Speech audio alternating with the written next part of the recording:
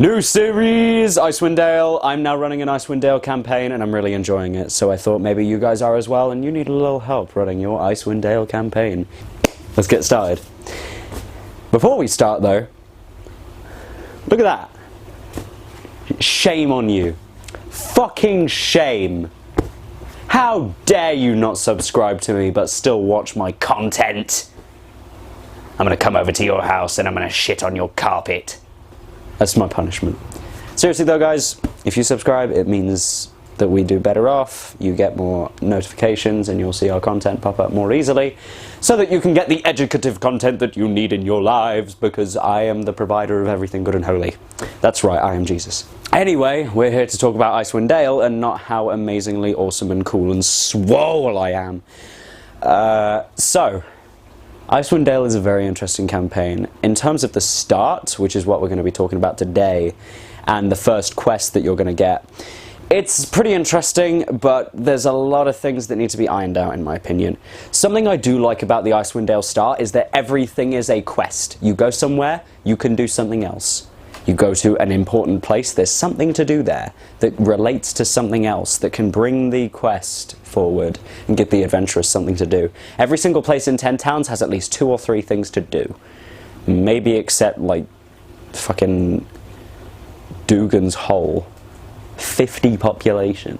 That's just sad. Anyway, in Icewind Dale there are a total of 10 towns, named the 10 towns. You've got to pick one of these 10 towns to put your party in to start the campaign, and you can choose any of the 10 starting towns. The book gives you a recommendation of rolling a d10, or you can choose it, but it does actually state, if you can't decide and don't want to leave it to chance, choose Bryn Shander, because it is the most cosmopolitan settlement in Icewind Dale, in its words, and is basically like the most safe place that the adventurers could be in Icewind Dale, because Bryn Shander's a bit more protected. If you played Storm King's Thunder, Bryn Shander is going to be a bit familiar to you depending on where your DM took you, because there's a quest there where it just gets sieged by a bunch of frost giants. I actually ran that. It wasn't that fun. I did a 1 session thing of Storm King's Thunder and it was not good, really. I don't really like Storm King's Thunder, and I probably won't be talking about it. Nevertheless, depending on what place you pick, you're going to have different opportunities. I personally picked Bryn Shander because not only is it the biggest place, but it's also the first place. The road leading up from the south of the map goes first to Bryn Shander and then spreads out. So I thought, what better way to do it than put them right in the first place. There are plenty of other places though. East Haven, in my opinion, is a good choice. My adventurers ran through there and there's plenty of stuff to do there. There's also a few more horror elements than Bryn Shander, which the Icewind Dale campaign falsely advertises that it is. At the start of the game, your players are not going to be spooked, frankly. It's just not going to be that scary. At all, really. There's not really that many horror elements. I've tried to add as many as I can in terms of random encounters and the way that I present to enemies. I'll talk to you more about that in a later episode. But for now, just know you're not going to be really spooking your players that much. And East Haven probably has the most opportunities to do so. There's the White Lady, I think she's called. There's an encounter that you can have, which is a seance with Ronaldo, a halfling occult bard or something that sits around a table and is like, guys, let's summon a ghost, and then you do. And then you either get to ask questions or be strangled by Ghost Lady. So, there are a few interesting places that I would definitely put them. Bryn Shander, East Haven, and Targos would be my recommendations, because all 3 of them have decent quests associated with them. East Haven will take the party towards a hag's den, where she's cooking up a lovely stew. I'll talk more about that dungeon in a later episode, but that is something you will have to modify, because holy shit. There is a sea hag and a will-o-wisp in there, and that is the most lethal combo I have ever seen. My players almost got a TPK from that, but luckily they all survived. Targos is interesting because it has a quest that takes the party all the way to Kelvin's Cairn, which is an interesting place that I really want my party to explore at some point. And in terms of Bryn Shander, I just like it because there's a lot to do there. There's friendly people, there's different places that the party can go to that aren't just quest objectives, and it also can definitely set up very well the first quest, Cold-Hearted Killer, because Sefik Caltro definitely came to Bryn Shander at one point and killed a few people. Because There's this thing happening, which you should have read about, called the sacrifices to Auril in 10 Towns. And Auril is basically the one who's causing all of the evil stuff to happen. Now, the way I've played her so far is that the party have not seen her. They just know she's doing her thing.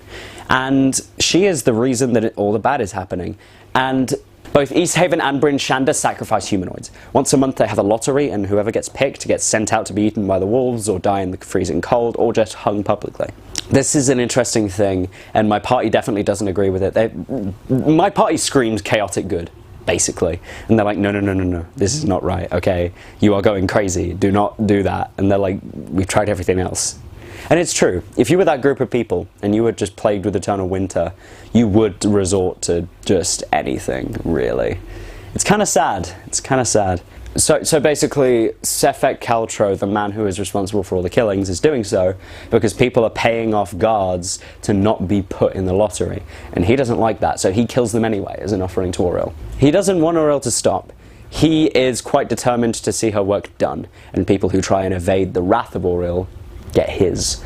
He's a pretty efficient assassin, and his attacks deal a lot of damage, and he has a lot of them, and he has Misty Step. Quite a powerful character, and I would not initially let your party face him without a magic item or two to throw things into whack, which is what you have places like East Haven for and the like. I personally put the mission all the way in Dugan's Hole. It encourages them to go the entire eastern path and adventure the entire way around so that they can see what's what. More about this quest and other quests as the episodes continue, but for now I'm just giving you advice on where to put your characters and where to lead them. That's going to be all for this episode. Look forward to a lot more as we go along, because I'm running through Icewind Dale right now and I'm loving it, and it feels like it's going to be a long campaign. My party has had 6 sessions and they're still level 2, and they started at level 2. They're not liking it. I'm going to give them a level up next session, don't worry. Anyway, that's about it. Thank you for watching. Please make sure to like, comment and subscribe. Go to our Discord and check out my Patreon. You can pay £3 and you get all of my awesome homebrew stuff. That's all in the description. Thank you. Bye-bye. You are joined by me, Jake Anslow, who is very swole and has been to the gym. That's totally why I look baggy as shit right now, and not because I have 2 hoodies and a t-shirt on. At all.